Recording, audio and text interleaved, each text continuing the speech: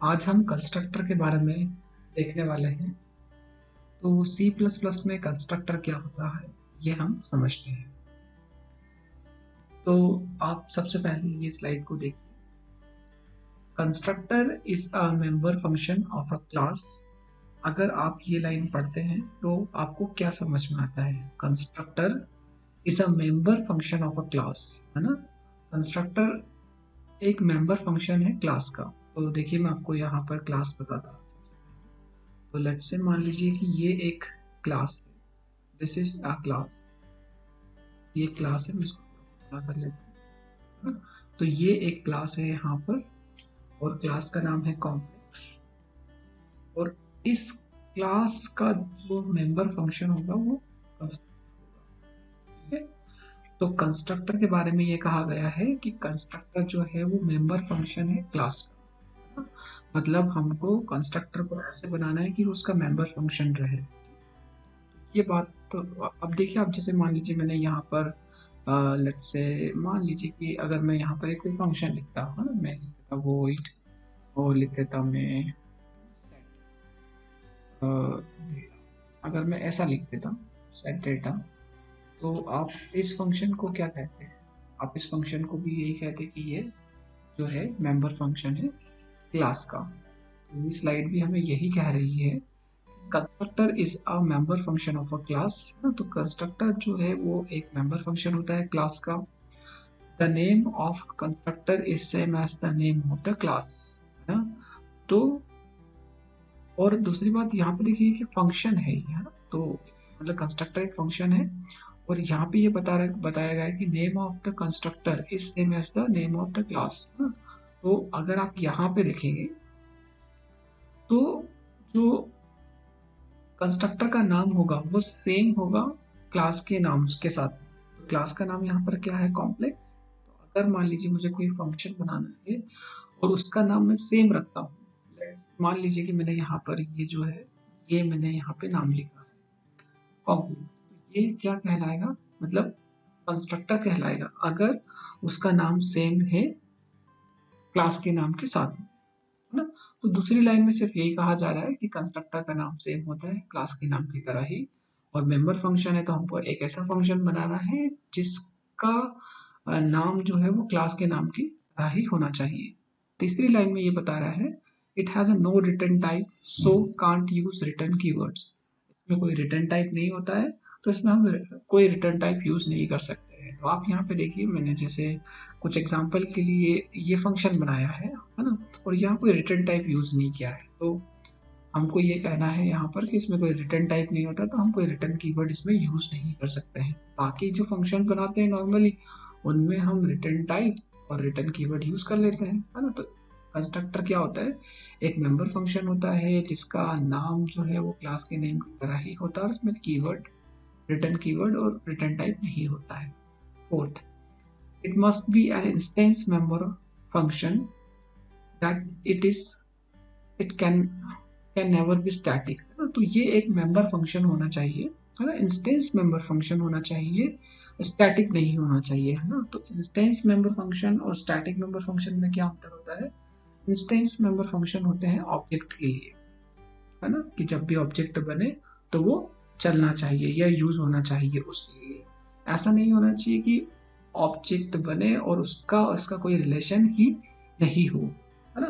तो अगर हम किसी भी फंक्शन के आगे यदि हम स्टैटिक कीवर्ड जोड़ देते हैं, जैसे मान लीजिए यहाँ पे जोड़ देते हैं, है ना, यहाँ एक स्टैटिक कीवर्ड, मैं यहाँ पे स्टैटिक कीवर्ड जोड़ देता हूँ, तो ये एक इंस्टेंस मेंबर फंक्शन नहीं है ना। ये एक इंस्टेंस मेंबर फंक्शन नहीं है, तो हम बोलते हैं स्टैटिक मेंबर फंक्शन। ठीक है, और साथ में हम इसको बोलते हैं नॉन इंस्टेंस मेंबर फंक्शन। तो जो कंस्ट्रक्टर होता है वो एक इंस्टेंस मेंबर फंक्शन होना चाहिए, नॉन इंस्टेंस, है ना, एक इंस्टेंस इंस्टेंस मेंबर फंक्शन होना चाहिए। इसीलिए उसमें स्टैटिक वर्ड का आप कभी भी यूज नहीं कर सकते हैं। ऐसा इसलिए बताया जा रहा है कि बाद में हमें कभी ऐसा लगे कि हम इसको यूज करके तो ये हमने थ्योरी पढ़ी। अब हम क्या करते हैं कि एक सिंपल सा कंस्ट्रक्टर बना के देखते हैं और उसके बारे में आगे हम समझते हैं कि क्या करेंगे। तो मैं यहाँ पर एक नई फाइल ओपन करता हूँ, प्रोजेक्ट बनाना होगा मुझे यहाँ पर, और फाइल पे चलते हैं, इस पे जाते हैं और इसको मैं नेक्स्ट करके देता हूँ। मैं यहाँ पर इसको सी फाइल ही दे देता हूँ, ठीक है। और ऑलरेडी कंस्ट्रक्टर के बहुत सारे बने हैं, तो मैं यहाँ कंस्ट्रक्टर थर्ड कर लेता हूँ, उसको सेव कर देता हूँ, ठीक है। तो सबसे पहले हम क्या करते हैं, क्लास बनाते हैं। तो मैंने एक क्लास बनाई और मान लीजिए मैं क्लास का नाम रख देता हूँ कॉम्प्लेक्स, ठीक है। क्लास का नाम हम कुछ भी रख सकते हैं और यहाँ पर मैं कुछ वेरिएबल बना लेता हूँ, तो मैं कुछ प्राइवेट वेरिएबल बना लेता हूँ, ठीक है। मान लीजिए मैंने a, b दो वेरिएबल बना लिए। उसके बाद में मैंने यहाँ पे पब्लिक एक एक्सेस स्पेसिफायर लिया है और यहाँ पर अब मैं जो है वो कंस्ट्रक्टर बनाने वाला हूँ। तो कंस्ट्रक्टर की डेफिनेशन जब हमने पढ़ी थी तो उसमें बताया था कि कंस्ट्रक्टर एक मेंबर फंक्शन होना चाहिए और उसका नाम जो है क्लास के नाम जैसा ही नाम, क्लास का नाम ही होना चाहिए। तो मैं लिखता हूँ कॉम्प्लेक्स, मतलब आप फंक्शन का नाम जो है वो सीधे सीधे उसके नाम रख दीजिए, वो आपका बन जाएगा कंस्ट्रक्टर। और मैं यहाँ पे कर्ली ब्रैकेट्स लगा देता हूँ। तो अभी आप यहाँ पे देखिए कि एक और शर्त बताई कि ये इंस्टेंस मेंबर फंक्शन होना चाहिए, और इंस्टेंस मेंबर फंक्शन हम उसी को कहते हैं जब उस वेरिएबल या फंक्शन के आगे स्टैटिक नहीं लगा होता है ना। तो ये इंस्टेंस मेंबर फंक्शन बन गया है यहाँ पर। तो हमने यहाँ पर एक कंस्ट्रक्टर बना लिया है। अब देखिए मैं यहाँ पर मेन फंक्शन रन करता हूँ और चलाता हूँ, बताता हूँ कि अब हम कंस्ट्रक्टर बना तो लिया है पर हम उसका यूज क्या करेंगे। मैंने मान लीजिए आप यहाँ पर जो है आपने ये क्लास बनाई है, तो मान लीजिए अगर आप क्लास बनाकर उसका एक ऑब्जेक्ट बनाना चाहते हैं तो कैसे बनाएंगे आप क्लास का नाम लिखेंगे, क्लास का नाम लिखेंगे, देन एक वेरिएबल लिखेंगे। तो मैं यहाँ पर C1 लिख देता हूँ, सेमीकोलन। अब देखिए कंस्ट्रक्टर का काम होता है जैसे ही ऑब्जेक्ट बनता है तो कंस्ट्रक्टर जो है वो रन होता है। जैसे ही ऑब्जेक्ट बनता है तो कंस्ट्रक्टर रन होता है ना। ये बात हमें याद रखना है और ये अभी हम आगे इसमें बहुत सारी चीजें डिस्कस करेंगे। तो जैसे ही कंस्ट्रक्टर बनता है, सॉरी, जैसे ही ऑब्जेक्ट बनता है तो कंस्ट्रक्टर जो है वो रन होगा। तो अब हम देखिए यहाँ पर अगर आपने ऐसा लिखा तो आपने क्या किया है, यहाँ पर आपने एक ऑब्जेक्ट बनाया है, तो क्या आप ये कंस्ट्रक्टर रन होगा? अगर आपने ऑब्जेक्ट बना लिया तो ये कंस्ट्रक्टर रन हो जाएगा। तो देखते हैं हम कि ये रन हुआ कि नहीं हुआ। तो सबसे पहले हम नॉर्मली मैं इसे सिर्फ ऐसे ही रन करता हूँ, मैंने अभी कुछ भी नहीं लिखा है, तो कोड रन हुआ है, मैं इसको क्लोज करता हूँ। देखिए मैं यहाँ पर अगर एक लाइन लिख देता हूँ सी आउट, ठीक है, और सी आउट लिखकर मैं यहाँ लिख देता हूँ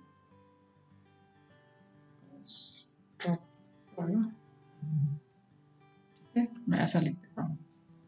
देखिए कंस्ट्रक्टर मैंने कहा, अभी तो देखो जब हमने अभी यहाँ पर एक ऑब्जेक्ट बनाया है और कंस्ट्रक्टर का काम क्या है, जैसे ही ऑब्जेक्ट बनेगा तो कंस्ट्रक्टर रन होता है। और हमने as per the constructor definition हमने ये जो है कंस्ट्रक्टर यहाँ पे बनाया है। तो ये कंस्ट्रक्टर हमने अंदर बना लिया है। अब ऐसा करने से हम क्या करते थे, ऑब्जेक्ट बनाते थे, और कंस्ट्रक्टर का काम होता है कि जैसे ही ऑब्जेक्ट बनेगा तो कंस्ट्रक्टर जो है वो रन होगा। तो देखिए यहाँ पर तो जैसे ही लाइन चलेगी तो ऑब्जेक्ट बनेगा, तो कंस्ट्रक्टर को रन होना चाहिए, और कंस्ट्रक्टर अगर रन होगा तो ये लाइन जो है वो आपको आउटपुट में मिलना चाहिए। तो मैं इसे एक बार यहाँ पे रन करता हूँ।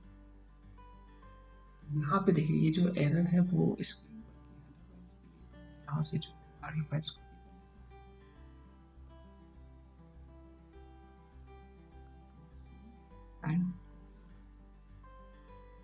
इसके बाद में हम उसके और मीनिंग को देखेंगे। देखिए कंस्ट्रक्टर रन, कंस्ट्रक्टर रन होने का मतलब यही हुआ कि जैसे ही ऑब्जेक्ट बनेगा तो कंस्ट्रक्टर रन होगा। और आपने ये लाइन मैन मेथड में लिखी है सिर्फ अभी, यहाँ से तो सिर्फ और सिर्फ आप ऑब्जेक्ट बना रहे हो, ऑब्जेक्ट बनने से ही कंस्ट्रक्टर रन होता है। ये बात तो आपको समझ में आ गई कि जब जब ऑब्जेक्ट बनेगा कंस्ट्रक्टर रन होगा। तो क्या अगर मैं बार बार बनाऊंगा कंस्ट्रक्टर, अगर मैं बार बार ऑब्जेक्ट बनाऊंगा तो क्या कंस्ट्रक्टर रन होगा? तो जवाब है हाँ, रन होगा। रन करते हैं, जब ऑब्जेक्ट बना रन हुआ।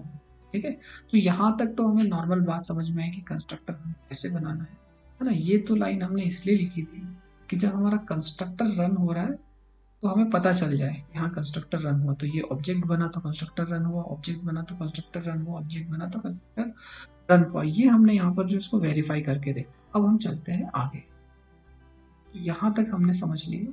अब हम इसके बाद में हम कंस्ट्रक्टर को हम कॉल कैसे करते हैं, है ना। अभी तो हमने रन करके तो देख लिया, है ना। तो कंस्ट्रक्टर को हमें कभी भी कॉल करने की जरूरत नहीं होती है।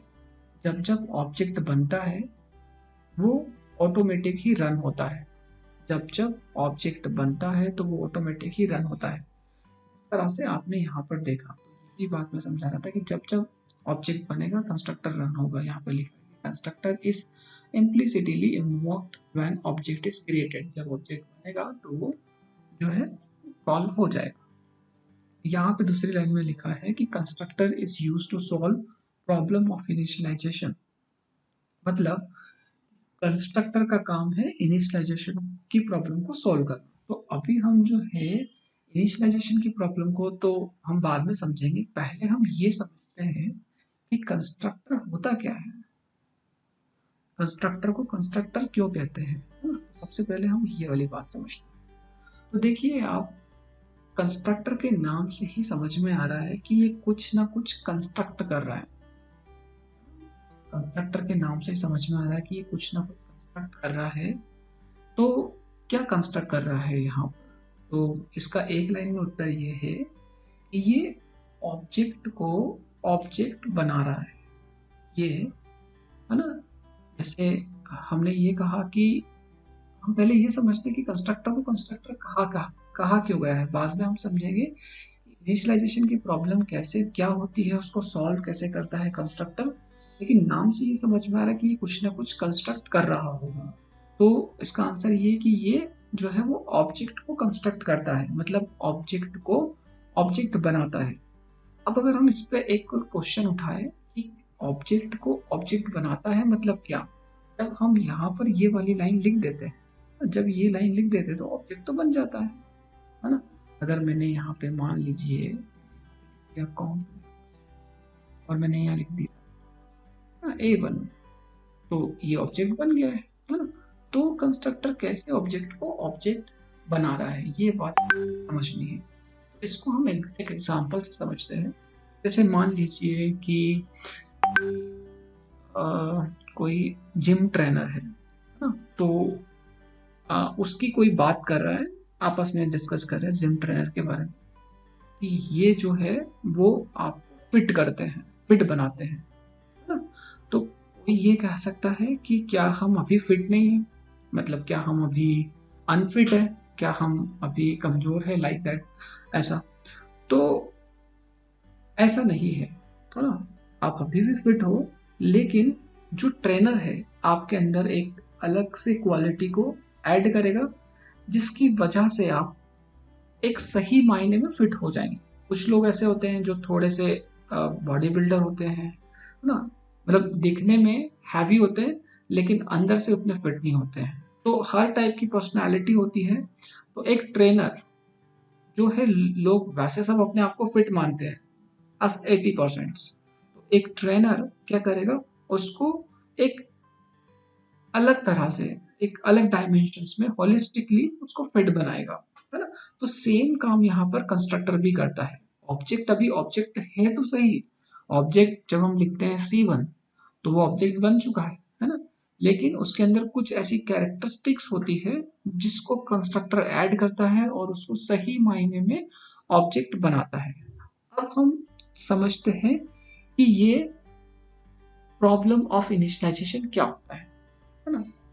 तो देखिए कि जब भी हम कोई ऑब्जेक्ट बनाते हैं तो हम उस ऑब्जेक्ट में कोई वैल्यू तो नहीं रखते हैं ना? आपने यहाँ पर ये एक ऑब्जेक्ट बनाया है, ठीक है, लेकिन यहाँ पर क्या आपने कोई वैल्यू रखी है? कोई वैल्यू नहीं रखी है, ठीक है। जबकि अगर हम सी की जो लॉज की हम बात करते हैं, C++ के लॉज की बात हम करते हैं, तो हम क्लास क्यों बनाते हैं, ऑब्जेक्ट हम क्यों बनाते हैं, है ना। सी प्लस प्लस ये कहता है कि आप ऑब्जेक्ट बनाकर, क्लास बनाकर आप एक रियल टाइम एंटिटी को के बारे में बताते हैं, मतलब एक रियल वर्ल्ड के एग्जाम्पल के बारे में बताते हैं और उसके थ्रू कोई प्रॉब्लम को सॉल्व करते हैं, और उसमें एरर आने की गुंजाइश ना के बराबर होना चाहिए। ठीक है, जैसे मान लीजिए कि आपने एक कार नाम की क्लास बनाई, नाम की क्लास बनाई है, और उसमें आपने एक गियर शिफ्ट नाम का ऑब्जेक्ट बनाया है। अब आपने ऑब्जेक्ट तो बना दिया, लेकिन उसके अंदर इनिशियल कोई वैल्यू तो आपने रखी ही नहीं, कोई भी वैल्यू तो आपने उसमें रखी ही नहीं। जैसे यहाँ पे आप देख सकते हो, जब आपने उसमें इनिशियल कोई भी वैल्यू नहीं रखी, तो उसके अंदर क्या होगा, है ना, उसके अंदर होगा गार्बेज वैल्यू।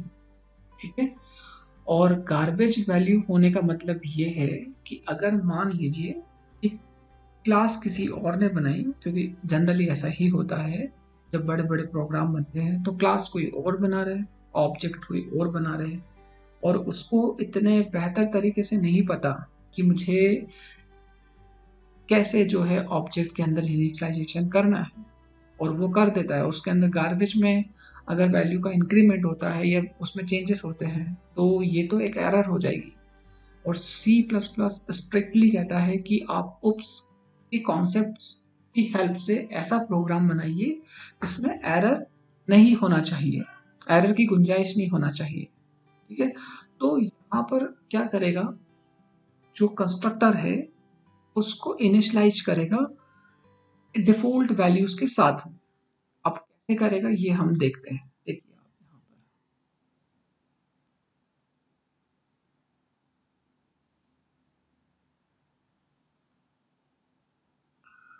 कंस्ट्रक्टर जो है वो तीन टाइप्स के होते हैं, डिफॉल्ट कंस्ट्रक्टर, पैरामीटराइज्ड कंस्ट्रक्टर और कंस्ट्रक्टर ओवरलोडिंग, है ना।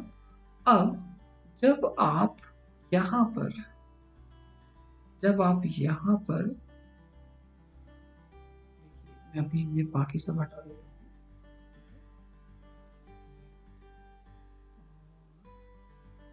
हूँ,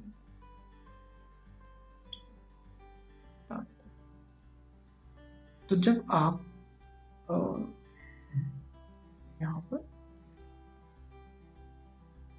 जब आप सिर्फ सिंगल एक ऑब्जेक्ट बनाते हैं और उसमें कोई डिफॉल्ट वैल्यूज नहीं होती है, यहाँ पर कोई भी डिफॉल्ट वैल्यूज आपने नहीं दी है, तब क्या होता है कि एक डिफॉल्ट कंस्ट्रक्टर चलता है।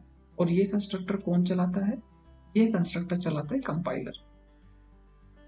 अभी मैंने यहाँ पे हटा दिया, और अगर मैं अब भी इस प्रोग्राम को रन करता हूँ तो ये प्रोग्राम तो रन हो रहा है, देखिए यहाँ पर, है ना। और हमने ये कहा है कि जब भी ऑब्जेक्ट बनेगा तो कंस्ट्रक्टर रन होना तय है, ये बात अंडरलाइन कर लीजिए। जब भी ऑब्जेक्ट बनेगा कंस्ट्रक्टर का रन होना तय है। जब आपने यहाँ पर कंस्ट्रक्टर नहीं बनाया तब क्या हुआ, तब भी कंस्ट्रक्टर चला जरूर, लेकिन तब एक डिफॉल्ट कंस्ट्रक्टर रन हुआ है।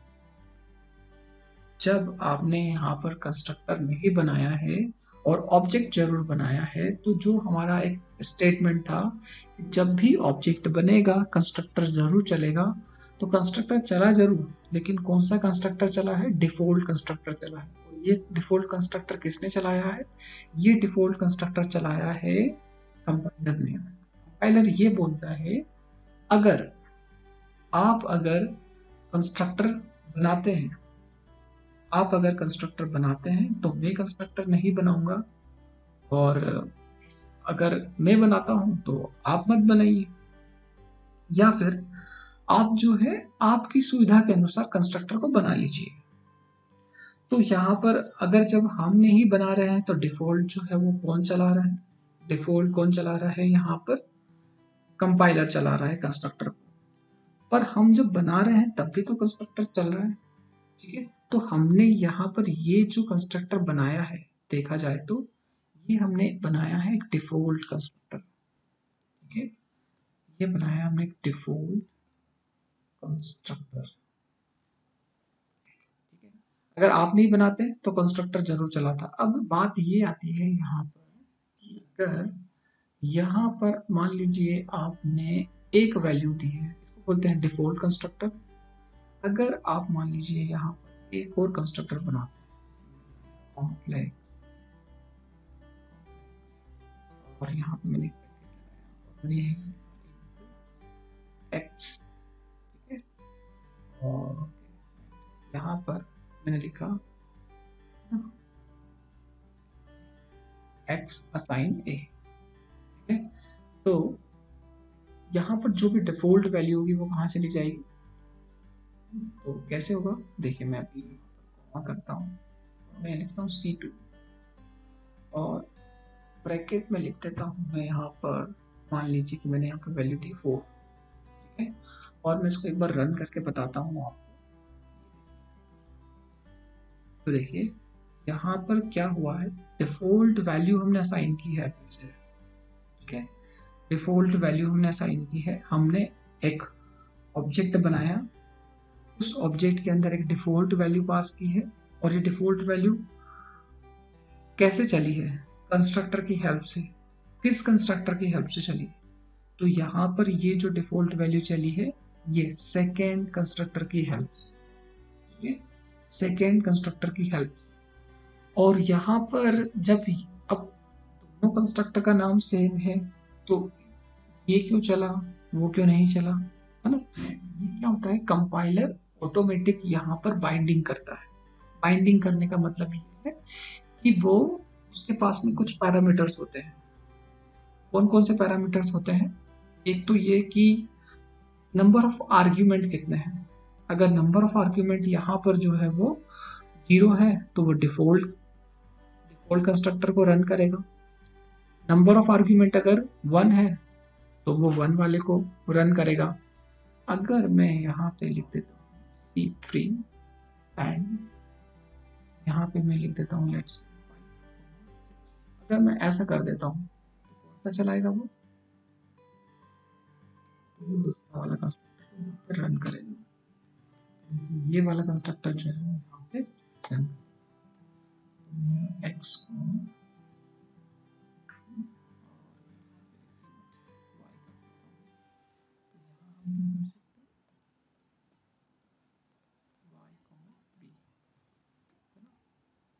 ऑब्जेक्ट क्या है, ऑब्जेक्ट तो जो है वो हमारे मेंबर वेरिएबल्स को यूज करता है, लेकिन वो किसके थ्रू करेगा, मेंबर फंक्शन के थ्रू। और क्योंकि डिफॉल्ट वैल्यू रखनी है तो कंस्ट्रक्टर यहाँ पे क्या कर रहा है, डिफॉल्ट वैल्यू सेट कर रहा है। और डिफॉल्ट वैल्यू से क्या होगा, इनिशियलाइजेशन की प्रॉब्लम सॉल्व हो जाएगी। जब हम इंट एक्स लिखते हैं और उसको क्लास मेन के अंदर बनाते हैं तो डिफॉल्ट वैल्यू गार्बेज होती है, बाहर लिखते हैं तो डिफॉल्ट वैल्यू 0 हो जाती है ना। पर यहाँ पर हम ऑब्जेक्ट बना रहे हैं, हम यहाँ 0 तो रख नहीं सकते हो, हमको कुछ ना कुछ तो यहाँ पर करना होगा। ठीक है, तो इसलिए हमने यहाँ पर जो है वो कंस्ट्रक्टर को बनाया जो कि कुछ ना कुछ डिफॉल्ट वैल्यू वहां पे रखेगा। आगे हम इसका यूज और समझेंगे, एक बार रन करके देखते हैं। ठीक है, तो ये भी यहाँ पर रन हो चुका है। तो डिफॉल्ट वैल्यू जो है वो 5 और 6 चली है यहाँ पर। अब कौन सा चला है, ये वाला रन, ये वाला रन। ठीक है, हर बार कंस्ट्रक्टर रन हो रहा, हर बार कंस्ट्रक्टर जो रन हो रहा है जब जब ऑब्जेक्ट बनेगा, तो ये ऑब्जेक्ट ही तो बना रहे हो आप यहाँ पर, और साथ साथ में यहाँ पर क्या कर रहे हो, उसके अंदर वैल्यूज भी पास कर रहे हो, डिफॉल्ट वैल्यूज भी पास कर रहे हो। जब आप वैल्यूज पास करते हो तो उसको बोलते हैं पैरामीटराइज। पैरामीटराइज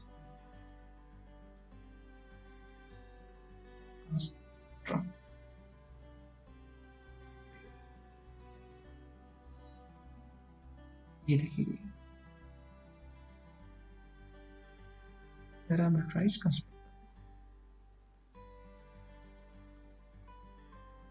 अब जो है ये जो डिफॉल्ट वैल्यूज है इसको लिखने का एक और तरीका ये भी है, आप इसे ऐसा भी लिख सकते हैं।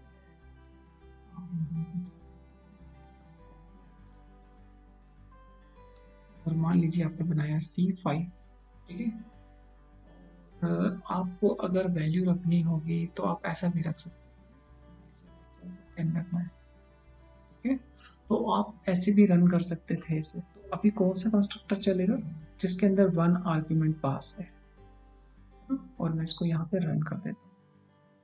तो देखिए ये रन हो चुका है, डिफॉल्ट वैल्यू जो है वो चल चुकी है। ठीक है, सभी चल रहे हैं, सारे कंस्ट्रक्टर चल रहे हैं, पर एज पर द जो है पैरामीटर उसके अकॉर्डिंग चल रहे हैं।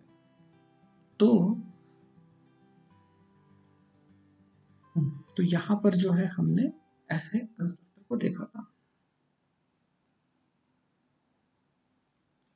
अब देखो यहाँ पर हो क्या रहा है ना, जब हम सेम नाम यूज करते हैं किसी भी फंक्शन का और बार बार वो यूज हो रहा हो, ठीक है, सी लैंग्वेज में हम ऐसा नहीं कर सकते थे कि किसी फंक्शन का हम जो है वो बार बार यूज कर सकते थे सेम नाम से। वो कहेगा रीडेफिनेशन प्रॉब्लम लाइक दैट, ऐसी कुछ एरर आपको आ सकती है ना। तो ये प्रॉब्लम आपको वहां पर आ सकती है, लेकिन यहाँ पर ये प्रॉब्लम नहीं आएगी सी प्लस प्लस के अंदर। और क्योंकि देखिए आप यहाँ पर सारे नेम सेम है कंस्ट्रक्टर के, एक तरह से ये फंक्शन ही है, सेम होने के बावजूद भी ये रन हो रहा है।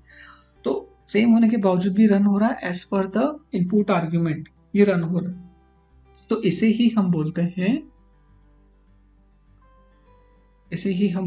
यहाँ पर जो है वो constructor overloading. Similar function overloading भी होती है।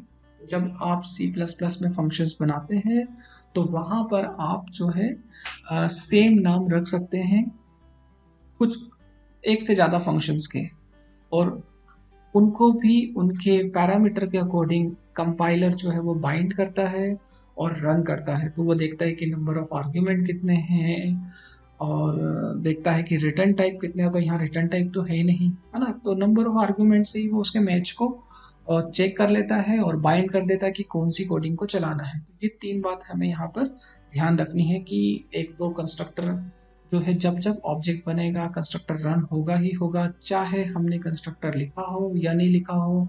हम नहीं लिखेंगे कंस्ट्रक्टर तो कौन चलाएगा कंस्ट्रक्टर, कंपाइलर चलाएगा, है ना। और अगर हमने बना दिया है तो कंपाइलर अपना कंस्ट्रक्टर को नहीं चलाएगा, तब हमको ही चलाना होगा। ठीक है, इस तरह से जो है वो ये एक बात हो गई, कंस्ट्रक्टर का नाम सेम होना चाहिए, मेंबर फंक्शन होना चाहिए, स्टैटिक नहीं लिख सकते हैं, रिटर्न कीवर्ड उसमें नहीं होता है ना। ये सारी बात को ध्यान रखनी है।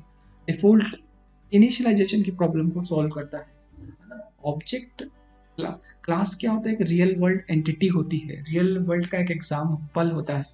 क्लास एक रियल वर्ल्ड का एग्जाम्पल होता है, और उससे अगर आप कोई ऑब्जेक्ट बना रहे हो तो ऑब्जेक्ट में अगर आपने कुछ भी नहीं रखा, मतलब गार्बेज, अगर ऐसा कभी होता नहीं है कि आपने कोई रियल चीज बनाई और उसमें कुछ है नहीं, है ना, तो वो एक तरह से एरर आपको देगा। तो इसलिए इस प्रॉब्लम को सॉल्व करने के लिए हम जो है कंस्ट्रक्टर का यूज करते हैं, और कंस्ट्रक्टर का यूज करके हम उसमें वैल्यू इनिशियलाइज करते हैं, और जैसी जितनी वैल्यूज होगी उसके अकॉर्डिंग हमको कंस्ट्रक्टर वहां पर बनाने होंगे। कंस्ट्रक्टर 3 टाइप के होते हैं, मतलब एक होता है आपका डिफॉल्ट कंस्ट्रक्टर, जब आपने कोई भी वैल्यू नहीं दी तो कंपाइलर चलाता है डिफॉल्ट, या आप भी बना सकते हो। जब आप कोई वैल्यूज दे रहे हो, इनिशियलाइज कर रहे हो, तो अगर उसमें जितनी भी वैल्यूज इनिशियलाइज करोगे तो उसको बोलते हैं पैरामीटराइज्ड कंस्ट्रक्टर, मतलब आप उसमें वैल्यूज दे रहे हो। ठीक है? उसके बाद में एक होता है कि अगर आप सेम नाम लिखकर चला रहे हो तो वो रन होता है, जितने पैरामीटर से उसको देखकर वो रन करता है, तो इसको बोलते हैं कंस्ट्रक्टर ओवरलोडिंग। ठीक है, आगे वाले लेक्चर्स के अंदर हम कुछ और चीजें देखेंगे, और ये एक तरीका था यहाँ पर। उसमें एक और तरीका ऐसा भी होता है कि आप जो है यहाँ पर यहाँ पे देखिए, यहाँ पर आप ऐसा इक्वल टू लिख